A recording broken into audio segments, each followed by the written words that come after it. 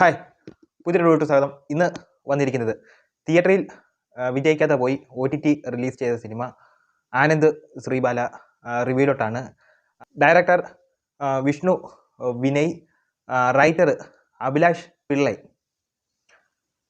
Music ചെയ്തേക്കുന്നത് രഞ്ജിൻ രാജ്, പിന്നെ cinematography camera ചെയ്തേക്കുന്നത് വിഷ്ണു നാരായണൻ. പടം ടോട്ടലി എങ്ങനെ ഉണ്ടെന്ന് ചോദിച്ചാൽ എനിക്ക് ഈ ഒരു പടം ഒരു ആവറേജ് താഴെയായിട്ട് എനിക്ക് തോന്നിയിട്ടുള്ളൂ. കാരണം എന്തെന്ന് പറഞ്ഞാൽ ഇതിനകത്ത് ഒന്നുമില്ല, നമുക്കൊരു ലിഫ്റ്റ് ചെയ്യേണ്ട ഇതൊരു ഇൻവെസ്റ്റിഗേഷൻ ത്രില്ലറായിട്ടാണ് ഇവർ ഉദ്ദേശിച്ചേക്കുന്നത്. അതായത് ഈ ഡയറക്ടറും റൈറ്ററും ഒക്കെ ഉദ്ദേശിച്ചേക്കുന്നത് ഒരു ഇൻവെസ്റ്റിഗേഷൻ ത്രില്ലറാണ്. പക്ഷേ അതനുസരിച്ച് ഒരു ലിഫ്റ്റിങ് ഇതിനകത്ത് കിട്ടിയിട്ടില്ല. ഒരു അടിത്തറ ഇല്ലാത്തൊരു സ്ക്രിപ്റ്റ് പോലെ എനിക്കിതായിട്ട് തോന്നിയത്. തുടക്കം തന്നെ ഇപ്പം തന്നെ ഈ മലയാളികൾക്ക് ഒരു കുഴപ്പമുണ്ട്. അതായത് ഇപ്പോൾ ഏതെങ്കിലും ഒരു പടം ഇറങ്ങിക്കഴിഞ്ഞാൽ അതേപോലെ ആ പാറ്റേൺ പിടിച്ച് ഒരു 100 പടം അങ്ങ് ചെയ്യും. അതിനകത്ത് ഏതെങ്കിലും ഒന്ന് ഹിറ്റാവും, ബാക്കി 99 പൊട്ടും.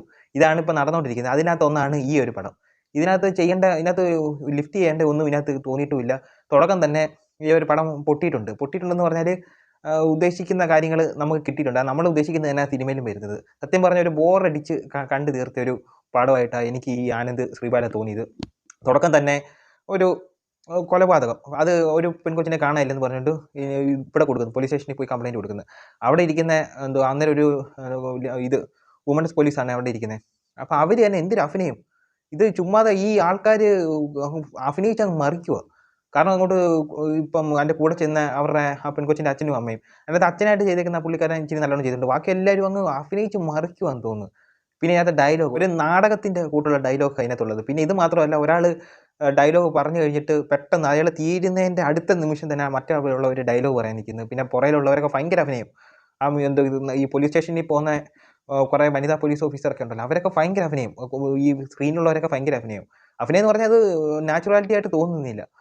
പിന്നെ ഇതിനകത്ത് നായകനെ കാണിക്കുന്നുണ്ട് അർജുൻ അശോകൻ്റെ ബാക്ക്ഗ്രൗണ്ട് ഇതിനകത്ത് പറയുന്നുണ്ട്. ഒരു പോലീസ് ആവാൻ നടക്കുന്ന ഒരാളാണ്, SI ടെസ്റ്റൊക്കെ എഴുതിയിട്ട് നിൽക്കുന്നത്.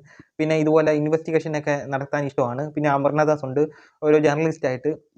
പിന്നെ ഇതിനകത്ത് സംഗീത പഴയ ആക്ട്രസ് ഉണ്ടല്ലോ, ആ സംഗീതയൊക്കെ ഉണ്ട്. സംഗീത എനിക്ക് തോന്നുന്നു ഇതിനകത്ത് ഇല്ലെങ്കിലും ഈ ഒരു കഥ ഇങ്ങനെ പോകത്തുള്ളൂ. പിന്നെ ഇവരെ മരിച്ചതായിട്ട് അതിനകത്ത് കാണിച്ചേക്കുന്നത്, ഇതിൻ്റെ ആവശ്യം എന്തുവെന്ന് എനിക്കറിയത്തില്ല, ഒരു ചുമ്മാതെ. പിന്നെ ഇതിനകത്ത് അർജുൻ അശോകൻ ചില സീനിലെ രോമാഞ്ചത്തിനകത്ത് അർജുൻ അശോകനൊക്കെ മാറുന്നുണ്ട്, ഒരു കിളിബോയ് ടൈപ്പിൽ.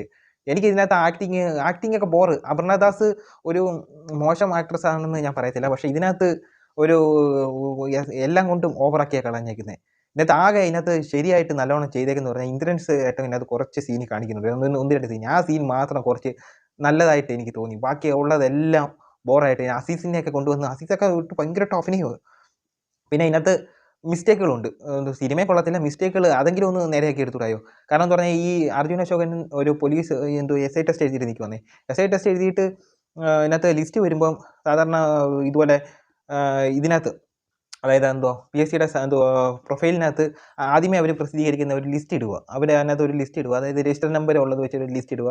ആ രജിസ്റ്റർ നമ്പറിനകത്ത് നോക്കണം. അതാണ് സാധാരണ ലിസ്റ്റിൽ വരുന്നത്, നോക്കുന്നത്. അത് കഴിഞ്ഞിട്ട് പിന്നെ ഫിസിക്കലിൻ്റെ കാര്യം പറയുന്നുണ്ട്. ഫിസിക്കലിൽ ഇതിനകത്ത് കാണിച്ചേക്കുന്നത് പറഞ്ഞാൽ ആദ്യമേ ഇവർ മെഷർമെൻ്റ് ഒക്കെ എടുക്കുന്നുണ്ട്, ഹൈറ്റിൻ്റെയും ചെസ്റ്റിൻ്റെയൊക്കെ മെഷർമെൻറ്റ്, അതൊക്കെ ഓക്കെയാണ്.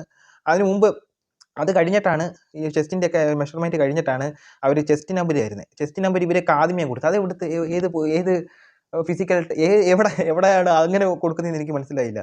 ആദ്യമേ നമ്മൾ ചെല്ലുമ്പം അവർ ഇതുപോലെ മെഷർമെൻറ്റും ഇതേപോലെ എടുത്തു കഴിഞ്ഞിട്ട് സൈൻ ചെയ്യണം. സൈൻ ചെയ്ത് കഴിഞ്ഞിട്ടാണ് അവർ ചെസ്റ്റ് നമ്പർ തരുന്നത്. ചെസ്റ്റ് നമ്പർ അത് നമ്മൾ തന്നെ കുത്തണം, അല്ലാതെ വേറെ കുത്തിത്തരാനൊന്നും ആരുമില്ല.